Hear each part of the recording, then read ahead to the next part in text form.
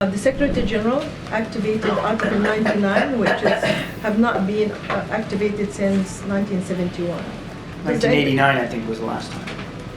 I think it's 70. Well, okay, we can disagree on this. We'll agree.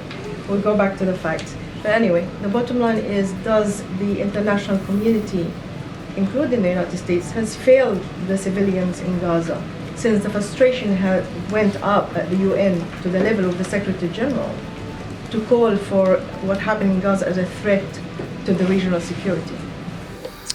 Everything we're doing is trying to prevent this conflict from widening, deepening, escalating, and having a larger effect on the region.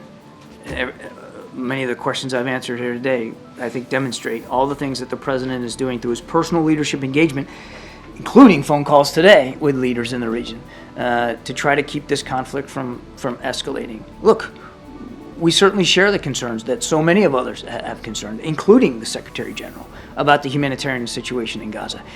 Name me one more nation, any other nation, that's doing as much as the United States to alleviate the pain and suffering of the people of Gaza. You can't. You just can't. The United States, through President Biden, is leading the effort to get trucks, food, water, medicine, and fuel into the people of Gaza. Wait. Name another nation that's doing as more than the United States to get hostages out or to get people, foreign nationals, out of Gaza. You can't do it.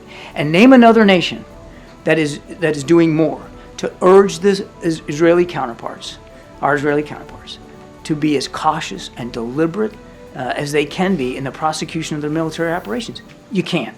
The United States is at the forefront of this. Now, every single casualty, Israeli or Palestinian, innocent life loss, every one of them is a tragedy, and we mourn with those families. We say it over and over and over again because we believe it, and it comes from the heart. But we also have to remember what Israel's up against. A terrorist group that deliberately puts those civilians in harm's way and puts them in the crossfire of this fight. That's what the Israelis are fighting. That was not my question. My question is, are you doing enough? The United States is leading humanitarian aid all over the world. That's a fact. We know that. Okay, just quickly on another question.